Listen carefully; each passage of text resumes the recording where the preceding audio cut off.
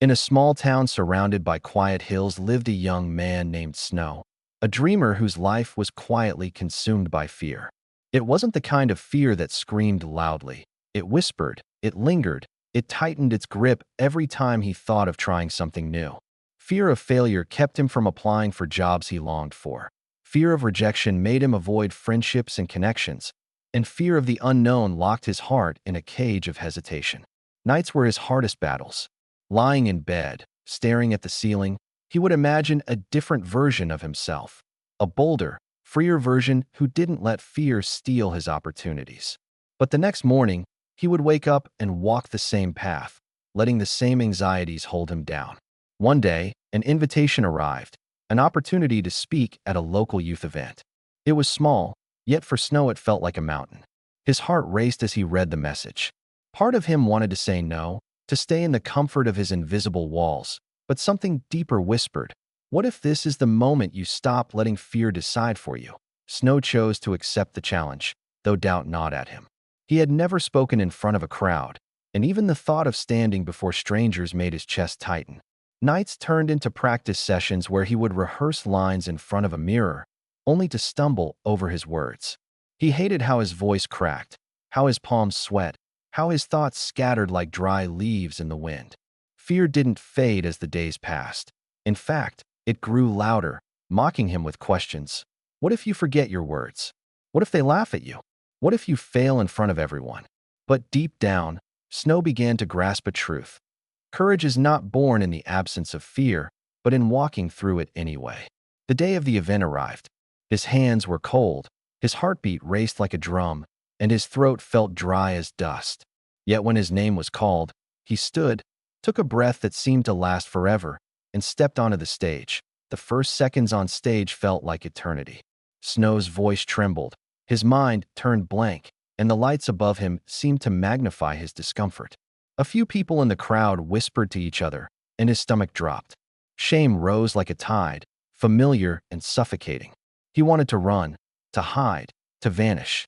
This was the moment he had dreaded, the fear of failing publicly. But instead of giving up, Snow paused, took another shaky breath, and did something he had never done before.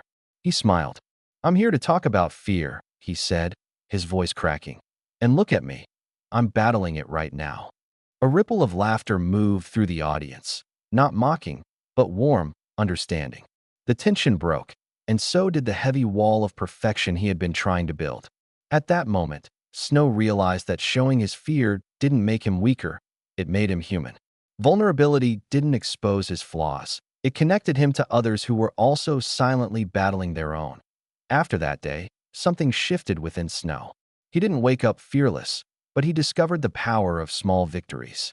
Each small act of courage became a stone laid on the path of his new self. He started by taking steps that once felt impossible, making uncomfortable phone calls, asking questions during meetings, introducing himself to new people, and volunteering for tasks he would normally avoid. These victories were not dramatic, but they were powerful.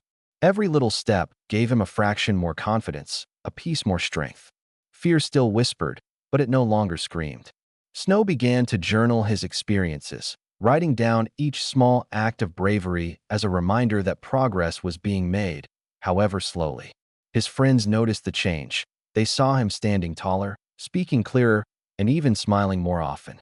Slowly, without realizing it, Snow began to inspire others, not with perfection, but with persistence. One evening, as he wrote in his journal, Snow asked himself the question that had been lingering in his heart.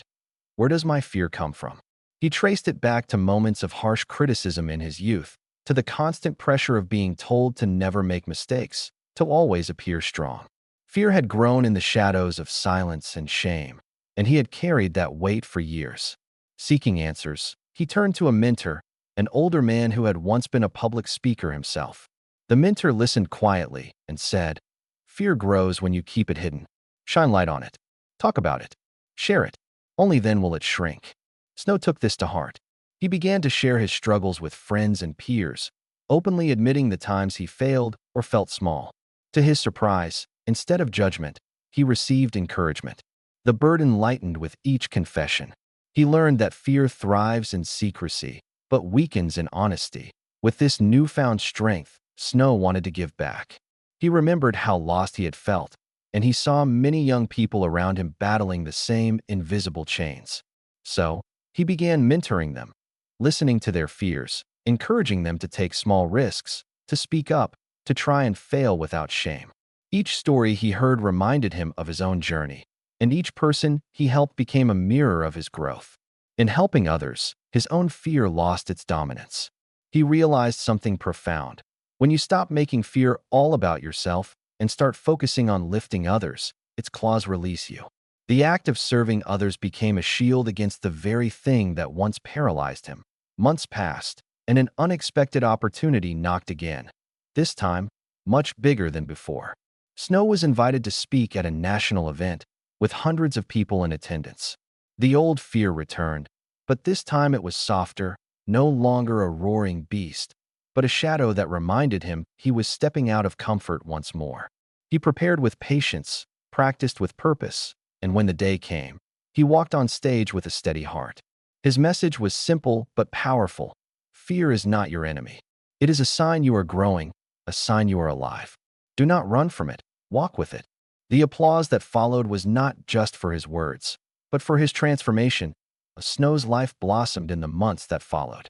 Opportunities came, doors opened, relationships deepened, and his vision for life expanded. It wasn't because fear had disappeared, it hadn't, but because he had learned to live beyond it.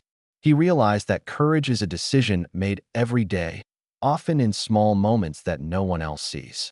Every step he took in fear became a step toward freedom, and that freedom became contagious.